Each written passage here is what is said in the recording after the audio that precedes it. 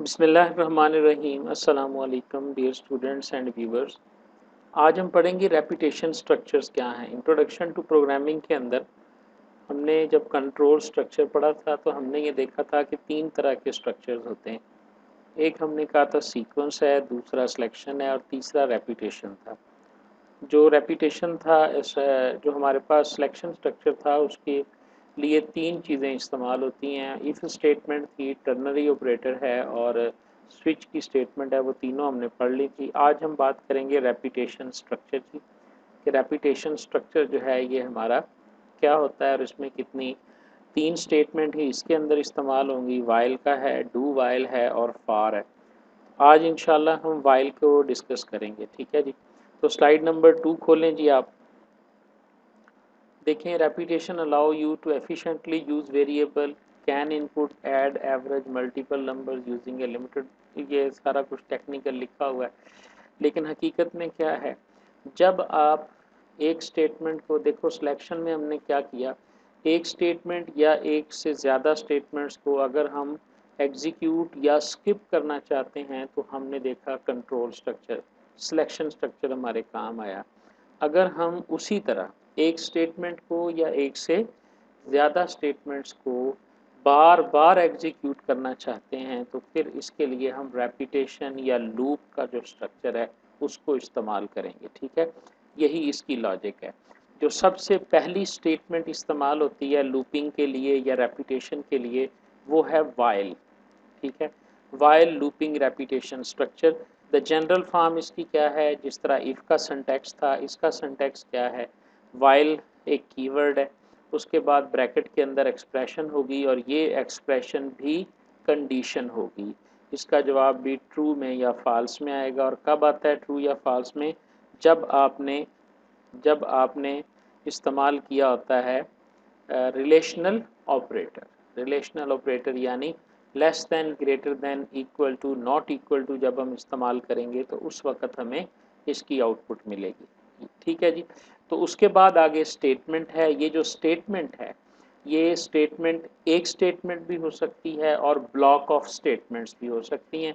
If we want to execute a block of statement repeatedly, then we will just place curly braces around those set of statements and it would become the block of statement. So while statement is used to execute a statement or a set of statement for until the condition is true। जब तक आपकी condition true होगी उस वक्त तक क्या करेगा, इसकी लॉजिक क्या होगी, वाइल के बाद कंडीशन को चेक किया जाएगा। चेक करने के बाद अगर तो ट्रू होंगी तो नीचे वाला ब्लॉक या स्टेटमेंट रन कर दी जाएगी और दोबारा कंडीशन पे आया जाएगा। फिर कंडीशन को चेक किया जाएगा, फिर इसी तरह ये कंडीशन चेक होती रहेगी। जब कंडीशन फॉल्स होगी ना, उस वक्त वो उसको छोड़ के तो उससे अगली किसी स्टेटमेंट के ऊपर जाएगा, ठीक है। वाइल को जो है वो हम प्री टेस्ट लूप भी कहते हैं। लूप जो होते हैं वो 2 तरह के होते हैं, प्री टेस्ट या पोस्ट टेस्ट।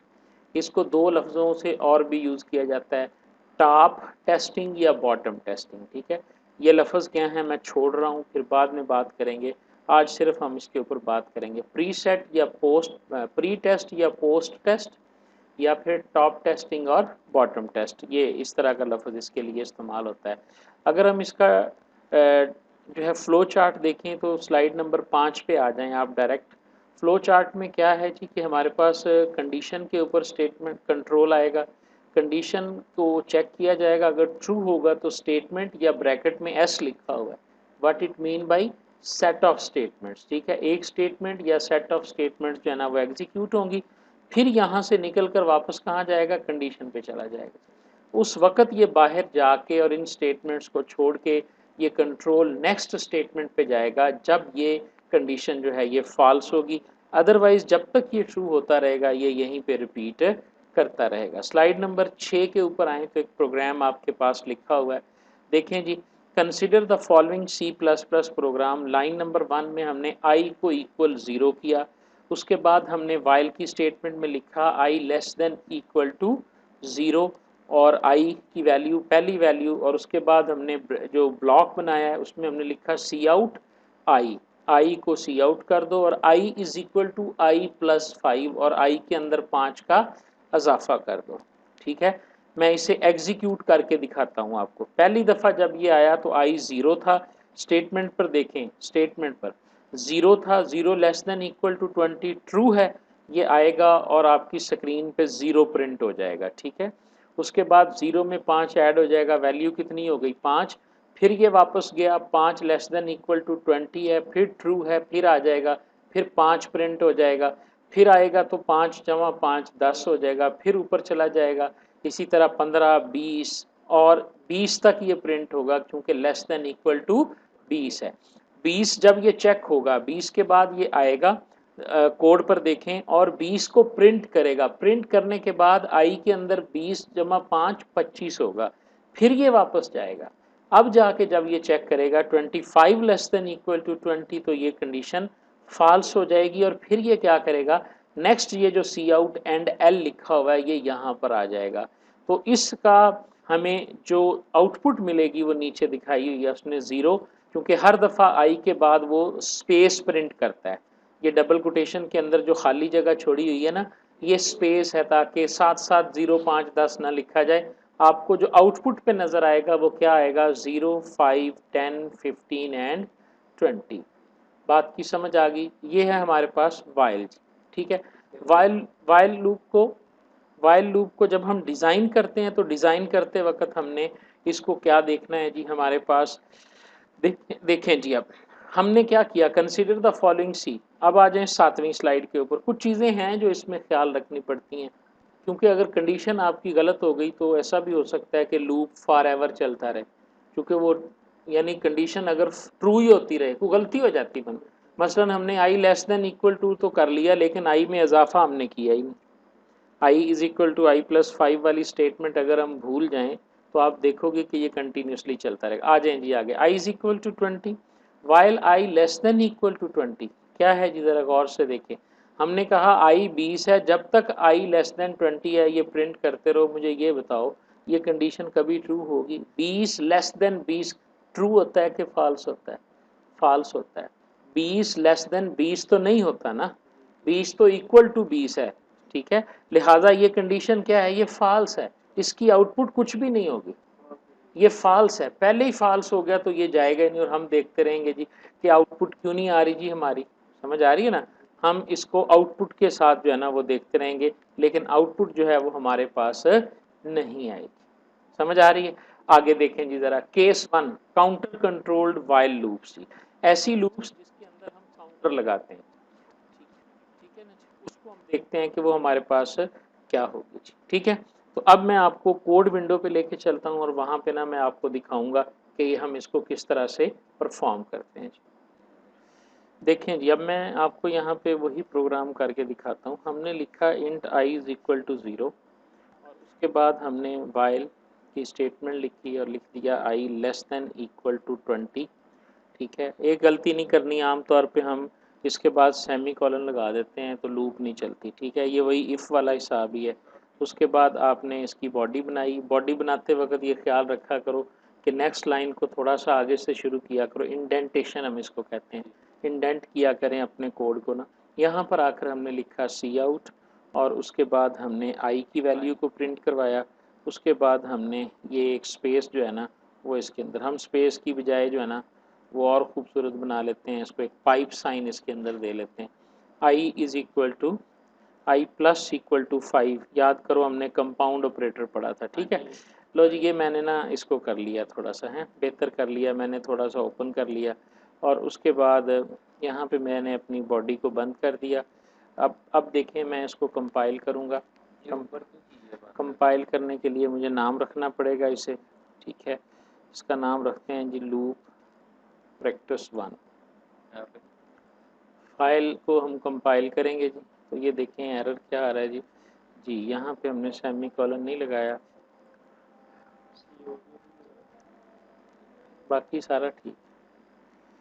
ये देखो ना, ये तो बॉडी है ना आपकी, इसने तो क्लोज होना ही होना है ना प्रोग्राम की बॉडी ने, ठीक है। 0 एरर आ गया जी।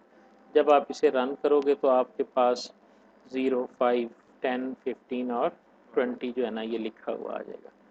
समझ आ गई बात, ठीक है। अच्छा, अब आप देखें जी, हम टेबल प्रिंट करते हैं। अच्छा, यहाँ पर ना मैं दो चार चीज़ें आपको बता दूँ। लूप के अंदर ना 4 स्टेप होते हैं, याद रखना। लूप के अंदर कोई ना कोई काउंटर वेरिएबल होता है जिसके ज़रिए हम इसे कंट्रोल करते हैं। काउंटर कंट्रोल वेरिएबल होता है, उसकी value must be initialised. Counter variable को आपने शुरू की वैल्यू ज़रूर देनी है। पहला रूल इसका ये है। दूसरा रूल इसका क्या है जी? दूसरा रूल इसका क्या है? There must be a condition on counter variable. जो भी आपका काउंटर वेरिएबल है उसके ऊपर एक कंडीशन होना ज़रूरी है। चौथी चीज़ इसकी लूप की क्या है? चौथी चीज़ है लूप की बॉडी, ठीक है। लूप की कोई ना कोई बॉडी होगी जिसको आप एग्जीक्यूट करवाना चाहते हैं, और उस बॉडी के अंदर there must be an increment और decrement in the counter variable, in the value of counter variable. ये 4 उसूल आपने जब कभी भी लूप लगानी है ना तो इसको नहीं भूलना। काउंटर वेरिएबल को इनिशलाइज करना, कंडीशन काउंटर वेरिएबल पे लगानी, ठीक है। बॉडी की जो लूप की बॉडी होगी उसको बनाना, और उस बॉडी के अंदर, उस बॉडी के अंदर जो है काउंटर वेरिएबल की वैल्यू में चाहे इजाफा करो चाहे माइनस करो, क्योंकि कभी कभी हमें इजाफे वाली कंडीशन लगानी पड़ती है, कभी हमें माइनस वाली। ये बात ज़रूर ध्यान में रखनी है, ठीक है। अगर इन चारों में से कोई एक स्टेप भी मिस होगा आपकी लूप नहीं चलेगी, आपका रेपिटेशन स्ट्रक्चर जो है ये कंप्लीट नहीं होगा अगर इन चारों में से कोई एक चीज़ की भी कमी होगी। इसको हम कंडीशंस कह लें, जो मर्जी कह लें, ठीक है। अब हम टेबल प्रिंट करके देखते हैं जी इसका। ये मैंने आई प्रिंट कर लिया, आई के बाद मैंने यहाँ पे एक्स की अलामत प्रिंट कर ली, ठीक है। यानी आ जाएगा मेरे पास 5, ठीक है। और उसके बाद मैं इसको प्रिंट करता हूँ। कहाँ तक जाना होता है जी? ये मेरे पास जाना होता है 50 तक। 5 का टेबल 50 तक ही जाता है ना। कोई भी टेबल आप इसके अंदर ऐड कर सकते हैं। आई को हम 5 रख लेते हैं, ठीक है। और उसके बाद हम इसको टेबल प्रिंट करने की कोशिश करते हैं। ये 5 आ जाएगा ज़रब, और यहाँ पर हमारे पास एक वेरिएबल होना चाहिए जिसकी वैल्यू 1 हो, ठीक है। ये हम लिख लेते हैं जी c इज़ इक्वल टू 1, ठीक है। और यहाँ पर इसे हम मल्टीप्लाई करेंगे कि i स्टैरिक c, ठीक है। अब क्या होगा भला? हैं? देखो ना, जो भी वैल्यू है 5 वैल्यू है ना, उसको आप इससे मल्टीप्लाई करेंगे, ठीक है। 1 से आप इसको मल्टीप्लाई कर लेंगे, ठीक हो गया। उसके बाद आपके पास ये वैल्यू जो है ना वो चलती चली जाएगी, ठीक है ना। ये 5 हो जाएगा, ये हमारे पास उसके बाद 10 हो जाएगा, 10 के बाद जो है ना वो ये वैल्यू एज इट इज़ जो है ना वो प्रिंट करती चली जाएगा, ठीक है। बहरहाल ये मेरा ख्याल है हमने गलत लॉजिक बना ली है इसकी। हम आई को करते हैं 10 तक, यहाँ से आई को स्टार्ट करते हैं 1, और सी को रख लेते हैं 5, ठीक है। यहाँ पे वो प्रिंट करे सी को, और आई को सी के साथ मल्टीप्लाई करे, और यहाँ पे इक्वल का निशान लगा दे, और उसके बाद जो है वो क्या करे, बल्कि यहाँ पे सिर्फ आई आए, और यहाँ पे जो है वो आई स्टैरिक सी जो है वो लिखा जाए। ज़रा देखें आउटपुट आपकी क्या होगी, ठीक है। और यहाँ पर हम आई प्लस प्लस कर देते हैं क्योंकि हमने 1 का इजाफा करना है। गौर से देखें ये लूप क्या कर रही है। आई की वैल्यू 1 से शुरू होगी और 1 का इजाफा करके कहाँ तक जाएगी? ये 10 तक। कहाँ तक जाएगी? सी को हमने क्या वैल्यू दी है? 5 दी है। यहाँ पे क्या लिखा हुआ आ जाएगा? 5 ज़रब 1, और यहाँ क्या हो जाएगा? 5 ज़रब 1 बराबर 5 के। दूसरी दफ़ा जब ऊपर जाएगा तो यहाँ 5 आ जाएगा, और यहाँ क्या आ जाएगा? 2। 5 ज़रब 2 बराबर 10 के, तो यहाँ पे 5 और 2 मल्टीप्लाई होके 10 लिखे जाएंगे। बड़ी आसानी से आप देखोगे कि यहाँ पे एक टेबल जो है ना, हाँ जी वो कह रहा है इसकी कोई डाटा टाइप वगैरह तो बताओ, ठीक है ना। हमें यहाँ पे इंट सी जो है इसे डिक्लेयर करना पड़ेगा बाहर जाके। ठीक है, ये डिक्लेयर हो गया। और उसके बाद जो है एक और चीज़ रह गई, वो भी कर लेते हैं। हर लाइन के बाद हमें एंडल भी देना पड़ेगा। अब आ जाएं जी रन एंड कंपाइल के ऊपर। आपके सामने 5 का टेबल जो है ना वो प्रिंट होके आ जाएगा। 5 ज़रब 1 बराबर 5, 5 ज़रब 2 बराबर 10। ठीक है, इसी तरह आप अपनी असाइनमेंट का क्वेश्चन कर सकते हैं।